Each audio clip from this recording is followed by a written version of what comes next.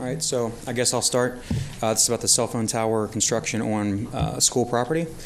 So a lot of the rhetoric has been given about how this is a revenue stream. So I'm going to talk about something that should interest the board, which is math. The revenue stream proposed is $12,000. That revenue stream, though, doesn't exist in a vacuum, right? So that revenue stream will affect other revenue streams.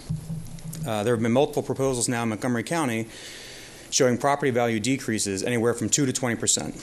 So let's, for sake of argument, say 20% is ridiculous. Let's use the low end 2. Property value, if it were to lose 2% on the 270 surrounding homes, which is Twin Harbors, Divinity Cove, Campus Green. Those are the immediate areas impacted by the cell tower.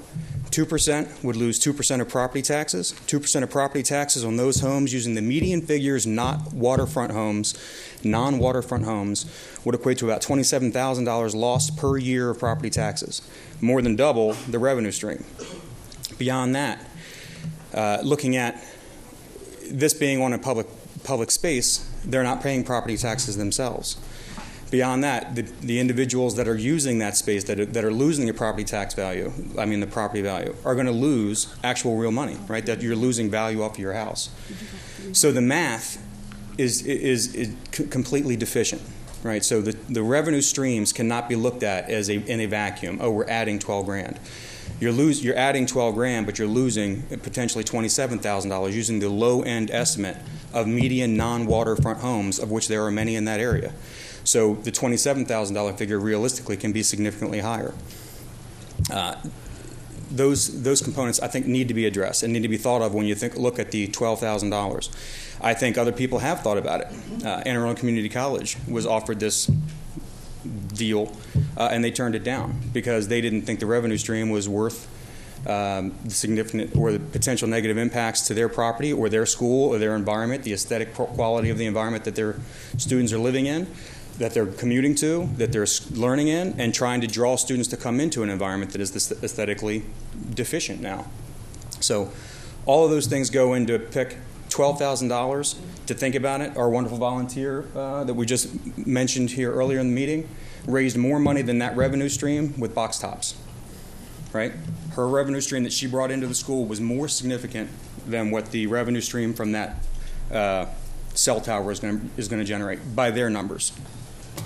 And I didn't catch your name. Could you please? I'm sorry. My name is Matt Dove. Okay. Thank you. Thank you, Board, for letting us speak today. My name's Colin Murphy, and again, I'd also like to address the proposed cell tower at the Severn River and Magothy River middle schools.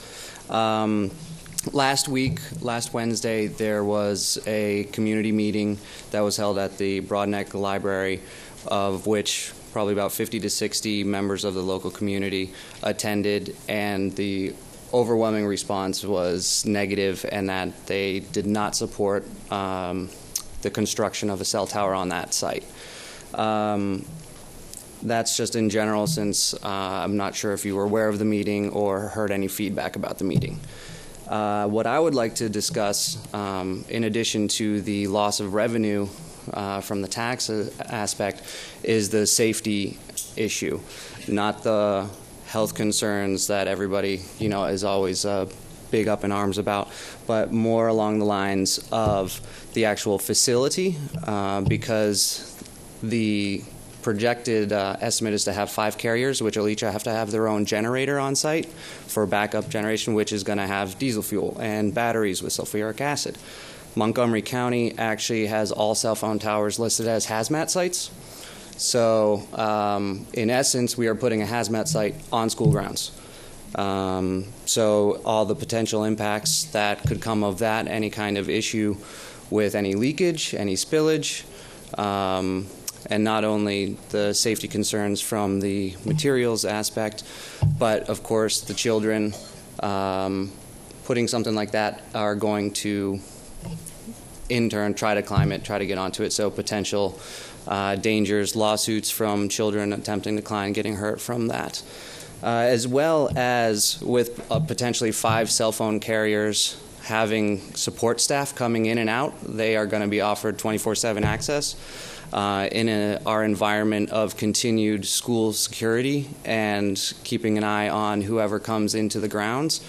What plans are there to have background checks, vetting, especially during school hours? Will they be checked in, and will they have escorts to do any kind of maintenance on the grounds, which that never got any kind of address about that as to whether or not we will be having any kind of security procedures for those people that will be coming in, having 24-hour access to the site. And again, potentially it'll start with one company, but up to 5, so all of them will have their own staff that will have access to it in regards to that.